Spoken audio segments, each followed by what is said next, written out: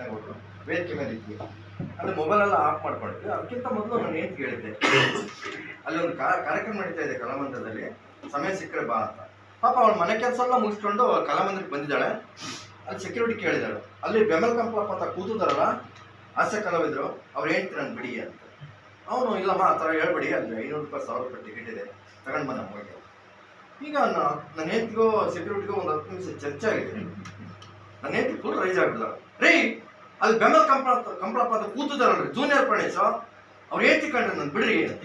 Security ಸಿಟ್ಟು ಬಂದ್ಬಿಟ್ಟಿದೆ, madam ಆ ಥರ ಬೆಮಲ್ ಕಂಪ್ಲಪ್ನ ಹೆಂಡತಿ ಅಂತ ಹೇಳ್ಕೊಂಡಾಗಲ್ಲ 5 ಜನ ಸ್ನೇಹಿತರೆ. ನನಗೆ ಅನಿಸ್ತು ಅವತ್ತು ನಾನು ಸುಂದರವಾಗಿದ್ದೇನಲ್ಲ ಅಂತ. ಹಾಗೆ ಇನ್ನೊಂದು ಚಿಕ್ಕ ಹೇಳ್ತೇನೆ, ಈ ಟೆಲಿಷನ್ ಕಾಲೇಜಿನಲ್ಲಿ ಒಂದು ಕಾರ್ಯಕ್ರಮ ಆಯೋಜಿಸಿದ್ರು. ಅಲ್ಲಿ 1.5 ಗಂಟೆ ಮಾತಾಡಿದೆ. ಎಲ್ಲ 1,500 ಜನ ಇದ್ದಾರೆ ಹೆಚ್ಚು ಕಡಿಮೆ ಹುಡುಗಿಯರು. ತುಂಬ ಅದ್ದೂರಿ ಕಾರ್ಯಕ್ರಮ, 1.5 ಗಂಟೆ ತುಂಬ ಚೆನ್ನಾಗಿ ನಕ್ಕರು. ಕಾರ್ಯಕ್ರಮ ಮುಗಿದ್ಮೇಲೆ ಸಹ ನೀವು ಇಷ್ಟೊಂದು ಜನ ಕಾರ್ಯಕ್ರಮ ಸೆಲ್ಫಿ ತಗೊಳ್ಳೋಕ್ಕೆ ನಮ್ಮ ಕಾರ್ ಹತ್ಕೊಳ್ಳೋವರೆಗೂ ಬಿಡಲಿಲ್ಲ ಜನ.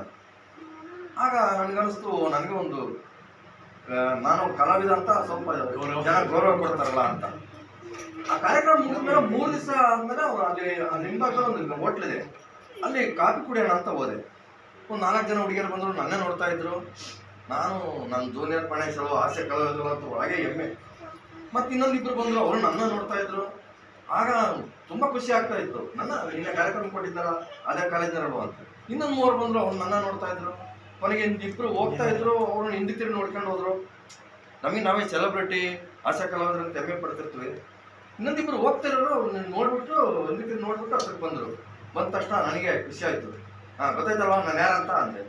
ಅದೇ ಅಣ್ಣ ನಮ್ಮ ಹಾಸ್ಟೆಲ್ ಮುಂದೆ ಕಸ ತಗೊಂಡೋಗಿ ಬರ್ತಿದ್ದಲ್ಲ, ಯಾಕೆ ಬರ್ತಾ ಇಲ್ಲ ಅಂದ್ರೆ ನಮಗೆ ನಾವೇ ಹಾಸ್ಯ ಕಲಾವಿದರು ಜೂನಿಯರ್ ಪ್ರೊಡ್ಯೂಸ್ ಅಂತ ಹೆಮ್ಮೆ ಪಡ್ತಾ ಇರ್ತೀವಿ.